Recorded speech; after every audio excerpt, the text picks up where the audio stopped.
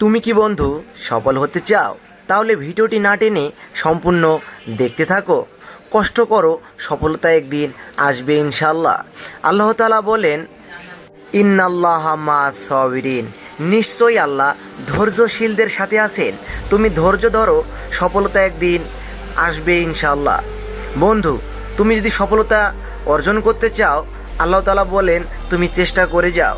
আর যদি চেষ্টা করো তাহলে সফলতা একদিন আসবে ইনশাআল্লাহ। আমাদের দেশ টেলিকম 2 চ্যানেলটি সাবস্ক্রাইব করো এবং নিত্য নতুন ভিডিও দেখে নিজের ভবিষ্যৎ এবং কেরিয়ার গড়ো।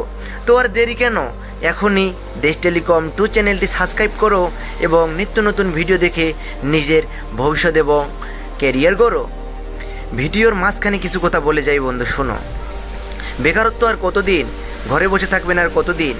আপনাদের জন্য এত কষ্ট করে ভিডিও বানাই, আপনারা ভিডিও নিত্য নতুন দেখে নিজের ভবিষ্যৎ এবং কেরিয়ার গড়ো। তো আর দেরি কেন, এখনই দেশ টেলিকম 2 চ্যানেলটি সাবস্ক্রাইব করুন। এই ভিডিওতে দেখানো হচ্ছে কিভাবে সহজ উপায়ে মোবাইলের গ্লাস প্রোটেক্টর লাগাতে হয়। আপনি নিজেও পারবেন ঘরে বসে। 100 টাকা দামের গ্লাস প্রোটেক্টর বাঁচাতে পারে আপনার 1 লক্ষ টাকা দামের মোবাইল।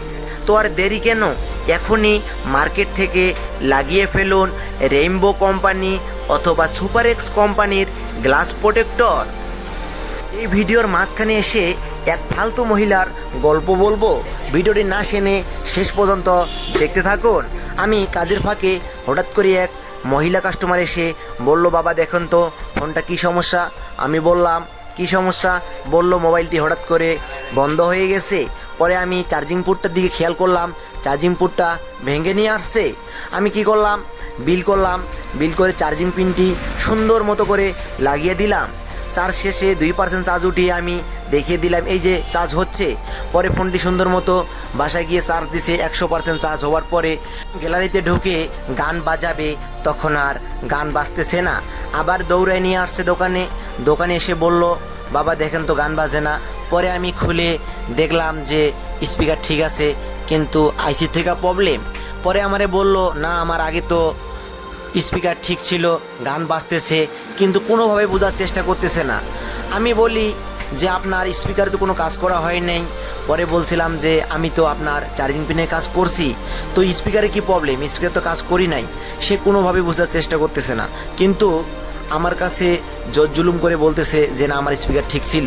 মিথ্যা কথা বলার কি দরকার? আমারে বলতে পারতো যে আমার স্পিকারে প্রবলেম ছিল, তাহলে আপনি স্পিকারের কাজটা করে দেন, কম আর বেশি করে আমি করে দিতাম। কিন্তু এই যে মিথ্যা কথা বলার কি দরকারটা ভাই বলেন? এত মিথ্যা কথা বলবে, আল্লাহর তাআলার কাছে কি জবাব দিবে বলেন? আল্লাহ তাআলা অন্য আয়াতে বলেন, বালহুম আদল, চতুষ্পা জন্তুর থেকে মানুষ নিকৃষ্ট।